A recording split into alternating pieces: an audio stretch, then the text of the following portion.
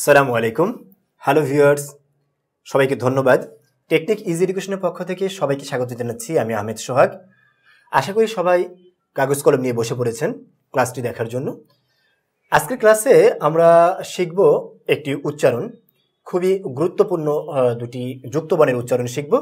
আমরা প্রায়ই এই যুক্তবর্ণের উচ্চারণ করতে গিয়ে বিভিন্ন সময় প্রবলেমে পড়ে যাই।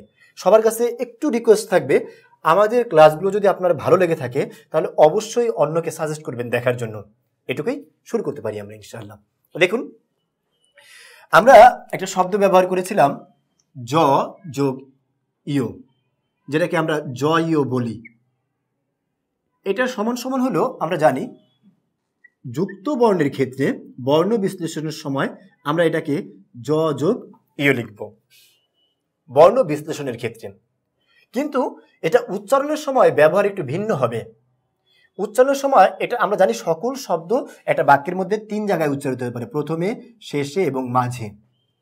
যদি এটা কোনো শব্দের প্রথমে উচ্চারিত হয়, কোথায় বলছি একটু খেয়াল করুন, কোনো শব্দের প্রথমে উচ্চারিত হয় তাহলে সেক্ষেত্রে প্রথমে থাকলে এক্ষেত্রে এর উচ্চারণটা হবে গ্যা এবং উপরে একটা চন্দ্রবিন্দু হবে প্রথমে থাকলে। তাহলে কিছু উদাহরণ দেখলে আশা করি বিষয়টা ক্লিয়ার হবে।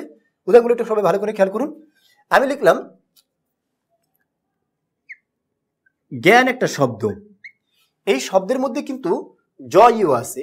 এই জ ইও শব্দের প্রথমের আছে যেহেতু, তাই এখানে তার উচ্চারণ হবে কি গ, জফলা, আকার, দন্তন্য, হসন্ত এবং উপরে চন্দ্রবিন্দু। ঠিক তেমন আরেকটা শব্দ দেখুন, আমি একটা শব্দ লিখলাম জ্ঞাত। এই যে জ্ঞাত শব্দটা আছে, এখানেও আমরা দেখতে পাচ্ছি এই জ ইউটা যে আছে এটা শব্দের প্রথমে আছে। যেহেতু প্রথমে আছে তাহলে তার উচ্চারণ কি হয় বলছিলাম, গয় জফলা আকার এবং উপরে চন্দ্রবিন্দু। আর একটু খেয়াল করতে হবে, জ্ঞাত এখানে তটা যে আছে তয়ের শেষে অ উচ্চারিত, আর শব্দের শেষে অ উচ্চারিত থাকলে সেখানে কি হবে, ও হবে। দেখুন আরেকটা শব্দ খেয়াল করুন, লিখলাম জ্ঞানী। এই যে জ্ঞানী শব্দটা আছে, জ্ঞানী শব্দটার মধ্যে আমরা দেখতে পাচ্ছি জ ইউটা শব্দের প্রথমে আছে। যেহেতু শব্দের প্রথমে আছে তাহলে এক্ষেত্রে আমরা এটাকে কি ব্যবহার করব, সেই সেম গজফলা